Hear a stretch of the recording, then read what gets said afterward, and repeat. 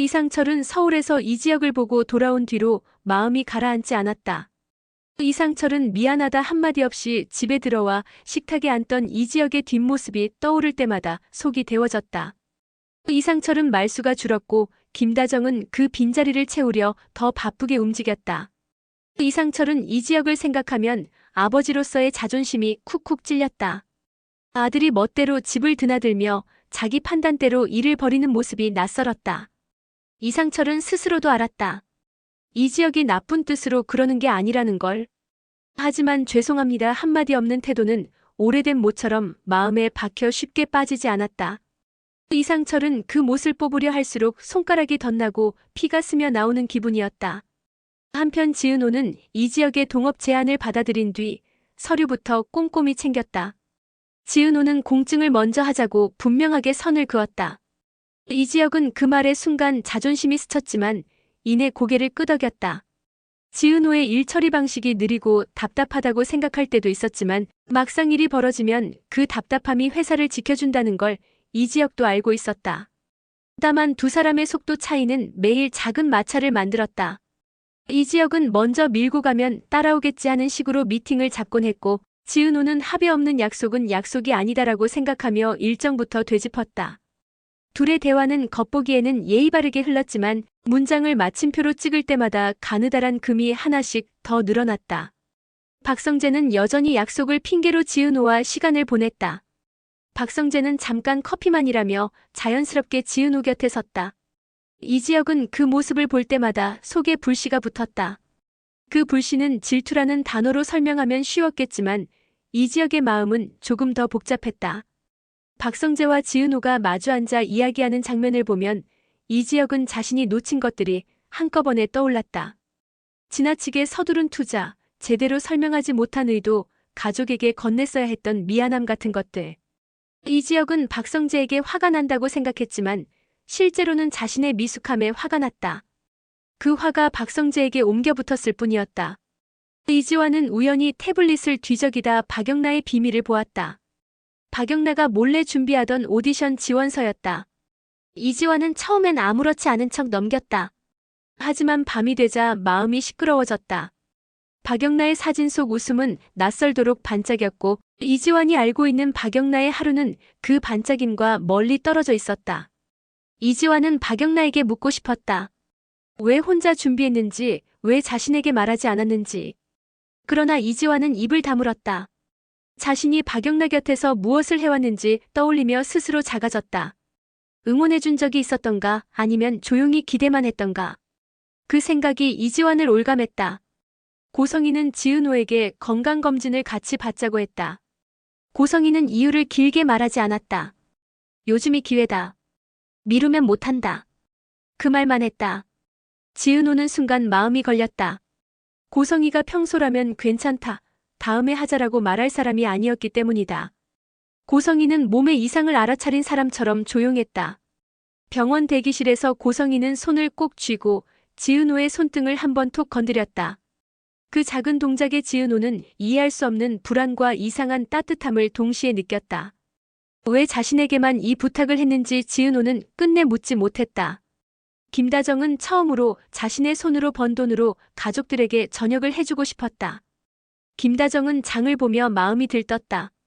김다정은 이지혁에게도 연락했다. 시간 되면 와라. 너 좋아하던 탕 끓였다. 김다정은 그 말에 작은 기대를 섞었다. 이상철은 그런 김다정을 보며 미묘한 마음이 들었다. 이상철은 기쁜 척하려 했지만 어딘가 서툴렀다. 아버지로서의 체면과 남편으로서의 안도감이 뒤엉켰다. 이상철은 이지혁이 오지 않으면 김다정이 실망할 것을 알았다. 그렇다고 무작정 아들을 감쌀 마음은 없었다. 속이 끓었다. 지강호는 집을 나간 뒤로 연락이 끊겼다. 정순이는 동네 구석구석을 돌며 지강호의 자취를 찾았다. 정순이는 누가 볼까봐 울음을 삼켰다. 정순이는 속으로만 지강호를 불렀다. 강호야, 엄마가 미안했다. 그 말은 혀끝까지 올라왔다가 늘 목구멍에서 멈췄다. 지은호는 그런 정순이를 지켜보며 마음이 찢어졌다. 지은호는 위로하는 말을 아꼈다. 말 대신 집안일을 더 챙기고 정순이가 잠깐이라도 쉴 수 있게 시간을 비워두었다. 지은호는 괜찮아질 거야라는 말이 얼마나 무책임할 수 있는지 알고 있었다. 고성희는 박진석과의 사이에서 오래전 묻어둔 진실을 더 이상 숨길 수 없다는 생각을 했다. 고성희는 그동안 가정의 평화를 이유로 많은 걸 덮었다. 하지만 몸에서 보내오는 신호가 예전과 달랐다. 손끝의 냉기, 눈가의 잦은 떨림, 밤마다 찾아오는 알 수 없는 통증. 고성희는 병원에서 받은 첫 소견을 혼자 삼켰다.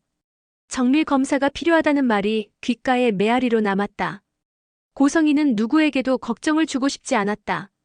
그럼에도 지은호에게만 건강검진을 함께 가자고 한 이유는 지은호가 숨기는 사람이 아니라 받아들이는 사람이라는 걸 알고 있어서였다. 사업 쪽에서는 불길한 소식이 이어졌다. 이지혁이 밀던 신사업이 예기치 못한 변수를 맞았다. 핵심 협력사가 자금난으로 계약을 미루겠다고 통보해온 것이다.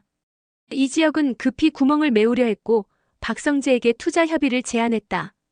박성재는 표정 하나 바꾸지 않고 서류를 훑었다. 가능하다. 다만 조건이 있다. 지은호의 동의를 먼저 받아와라. 동업자라며? 이지혁은 고개를 끄덕였지만 속은 더 복잡해졌다. 지은호는 자금 구조를 다시 살피며 과거의 상처들을 떠올렸다. 믿었던 사람에게 사기당했던 기억, 가족끼리 돈 문제로 다퉜던 날들. 그래서 지은호는 단호했다. 내 이름으로 책임지는 문장은 넣지 마. 합의 없는 돈 움직임은 없다. 이지혁은 그 말에 펜을 놓았다. 그 순간마저 심장이 쿵 내려앉았다. 그리고 지은호는 골목에서 정체 모를 사람들의 습격을 받았다. 다행히 큰 부상은 없었지만 누군가 자신을 노리고 있음을 직감했다. 병원 침대에 누운 지은호는 속으로 중얼거렸다. 누가 왜 지금? 한편 박성재는 지은호를 병문안하며 짧게 웃었다. 그러나 돌아서자 곧 표정이 굳었다. 은밀히 메시지를 남겼다. 계약 보류. 상황이 깨끗하지 않다. 박성재는 계산이 빠른 사람이었지만 이번만큼은 지은호의 얼굴이 마음에 맴돌았다. 이지환과 박영란은 오디션 준비를 함께하며 조금씩 가까워졌다. 현실만 말하던 이지환은 처음으로 박영란의 꿈을 끝까지 들어주었다. 박영란은 그런 오빠를 보며 놀랐다. 작은 변화였지만 둘의 관계에 새로운 온기가 스며들었다. 고성희는 결국 정밀 검사 결과를 지은호와 함께 들었다. 치료가 필요했고 시간이 중요했다.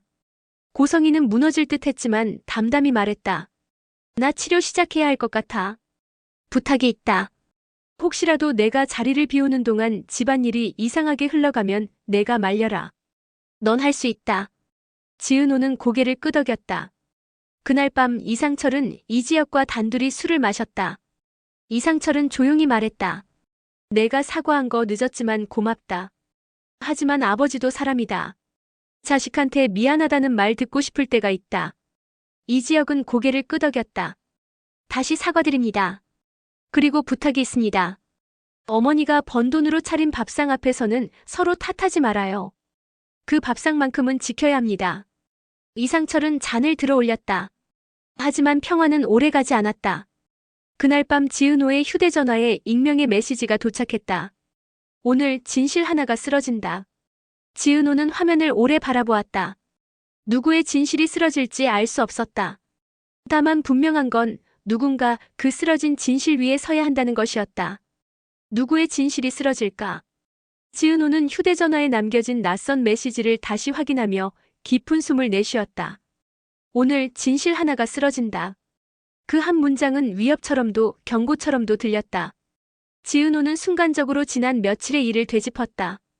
골목에서의 습격 고성희의 건강검진 결과, 이지혁의 사업위기, 그리고 박성재의 미묘한 태도. 이 모든 것들이 따로 움직이는 줄 같았지만 실은 보이지 않는 손에 의해 묶여있는 듯했다. 그 시각 이상철은 여전히 불안한 마음으로 서재에 앉아 있었다. 낮에는 아들에게 사과를 받아냈지만 그 말이 마음의 빈자리를 완전히 채우지는 못했다. 이상철은 술기운이 채 가시지 않은 채 서류 더미를 펼쳤다. 그 안에는 오래전에 박진석과 함께 추진했던 사업 관련 문서가 있었다. 서류 한 귀퉁이에는 누군가의 낯선 필체가 남겨져 있었다. 책임은 결국 가족이 진다. 그 문구를 읽는 순간 이상철의 손끝이 떨렸다. 그는 알았다. 이 말은 단순한 교훈이 아니라 경고였다는 것을. 김다정은 거실에서 혼자 앉아 있었다. 가족을 위해 끓인 탕 냄새가 아직 공기 속에 남아 있었지만 마음은 공허했다. 다정은 오늘 식탁에서의 긴 침묵을 떠올렸다. 잠시나마 웃음을 지었지만 이상철과 이지혁의 대화는 여전히 무거웠다. 다정은 스스로 다짐했다. 이제부터는 내가 더 단단해져야 한다. 가족의 균열이 드러나는 순간마다 다정은 가장 먼저 움직여야 했다. 그러나 그녀 또한 인간이었고 늘 밝은 얼굴 뒤에는 깊은 피로가 자리하고 있었다. 한편 이지화는 박영나와 함께 늦은 밤까지 오디션 자료를 검토하고 있었다. 박영나의 눈빛에는 두려움과 설렘이 뒤섞여 있었다.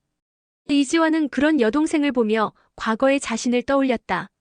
늘 책임만 강조하고 현실만 들이대던 자신의 말투가 동생에게는 족쇄였다는 걸 알게 되었다.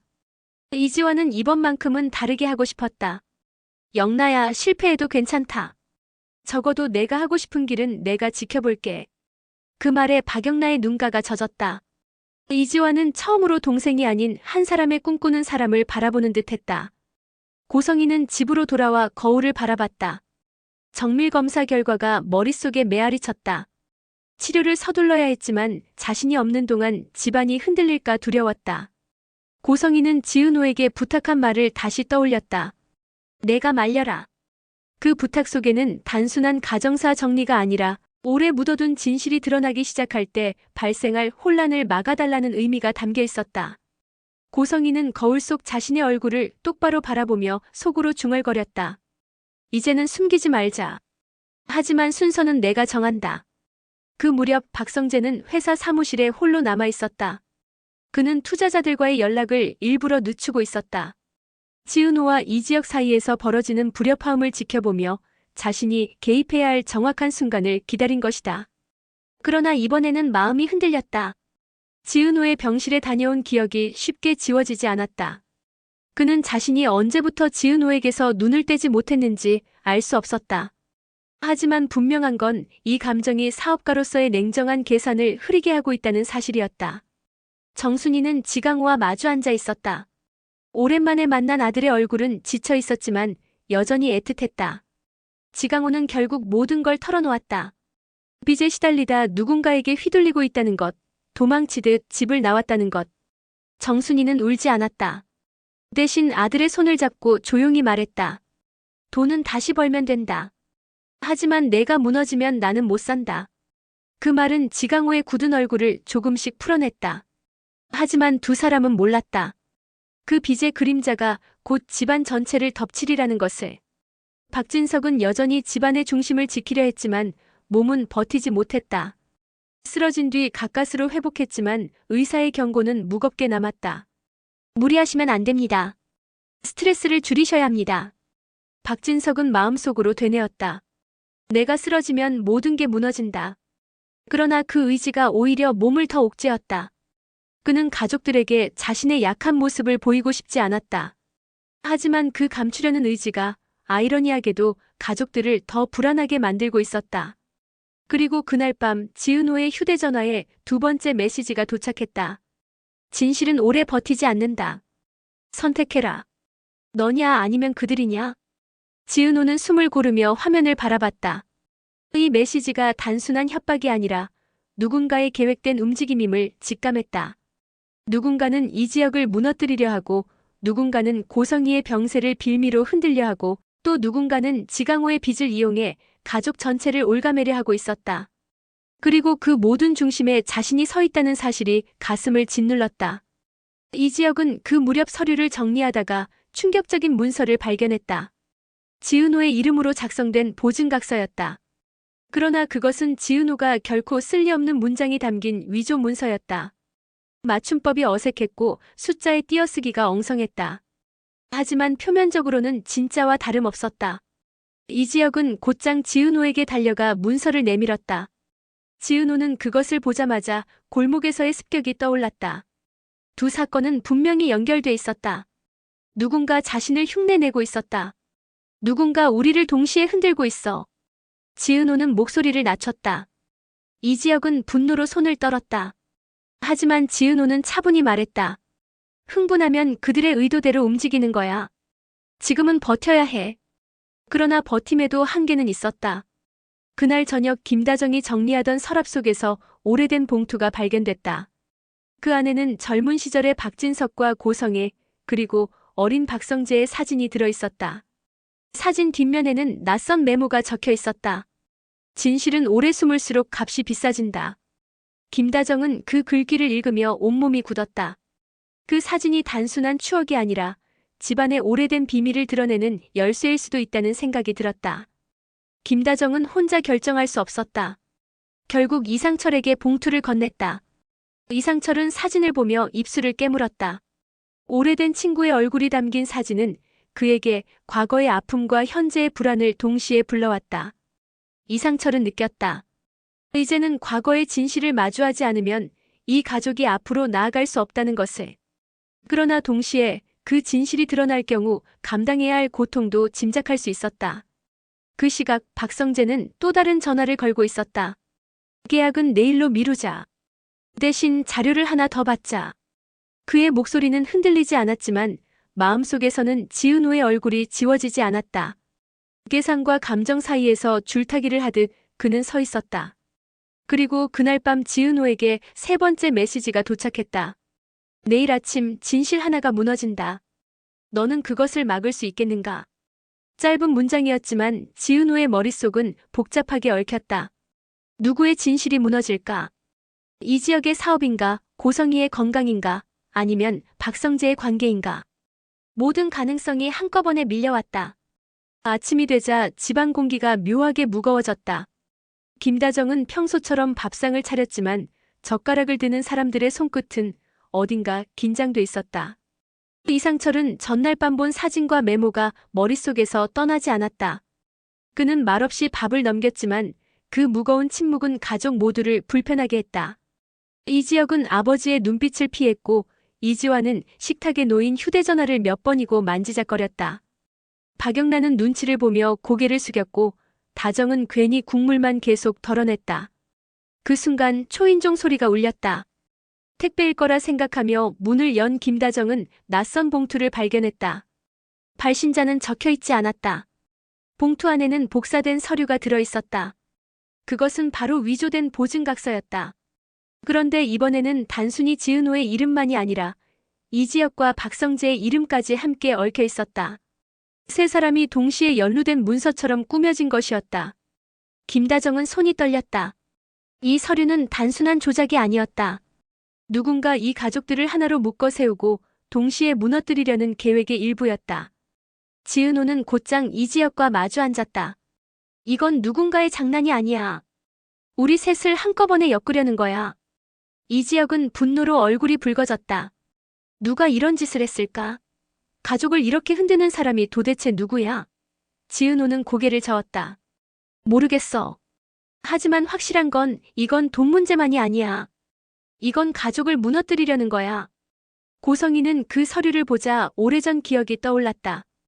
박진석과 함께 젊은 시절에 했던 선택들, 그때 숨기려 했던 진실들. 고성희의 얼굴은 창백해졌다. 그녀는 조용히 입술을 깨물었다. 이제는 말해야겠네. 숨기면 숨길수록 더 큰 화가 돼. 지은호는 고성희를 바라보았다. 그녀가 무슨 이야기를 하려는지 이미 예감하고 있었다. 그 무렵 박성재는 또 다른 문건을 입수했다. 이번에는 은밀히 흘러나온 가족관계의 서류였다. 거기에는 누구도 예상치 못한 충격적인 사실이 적혀 있었다. 지은호 출생신고 시 아버지 공란. 성재는 그 서류를 보고 한동안 말을 잇지 못했다. 자신이 알고 있던 모든 관계가 뒤흔들릴 수 있는 단서였다. 성재는 마음속으로 계산을 시작했다. 이 사실을 드러내야 할까? 아니면 묻어둬야 할까? 드러낸다면 누구에게 가장 큰 타격이 갈까? 그리고 자신은 그 상황에서 어떤 위치를 차지할 수 있을까? 이상철은 우연히 박성재의 손에 쥐어진 서류를 보게 됐다. 그의 눈동자가 흔들렸다. 이상철은 알았다. 오래전 자신과 김다정, 그리고 고성희가 얽혀있던 비밀이 결국 이렇게 드러나고 있다는 것을. 이상철은 숨이 막혔다. 진실은 오래 숨을수록 값이 비싸진다. 그 메모가 다시 머릿속을 때렸다. 그날 저녁 가족들이 모인 자리에서 고성희가 입을 열었다. 이제는 말할 때가 된 것 같아. 내가 그동안 숨겨온 게 있어. 모두가 고성이를 바라봤다. 그녀는 잠시 눈을 감았다가 천천히 말을 이었다. 지은호의 출생에 대해. 그 순간 누군가의 휴대전화가 울렸다. 낯선 번호에서 온 메시지였다. 지금 멈추지 않으면 내일은 너무 늦을 것이다. 방 안의 공기는 얼어붙었다. 고성이는 말문을 닫았다. 박성재는 손에 쥔 서류를 더 세게 움켜쥐었다. 이상철은 눈빛으로만 다정에게 무언가를 전하려 했고 이지혁은 분노와 두려움이 동시에 얼굴에 스쳤다. 지은호는 숨을 고르며 주위를 둘러봤다. 누가 아군이고 누가 적인지 점점 구분할 수 없었다. 그리고 박진석의 목소리가 들려왔다. 그동안 침묵하던 그는 조용히 말했다. 진실은 언젠가 드러난다. 문제는 그걸 누가 드러내느냐야. 그의 눈빛은 날카롭고 오랫동안 묻어둔 고통이 묻어 있었다. 그 순간 모두가 알았다. 이 집안의 비밀은 단순한 사생활의 문제가 아니었다.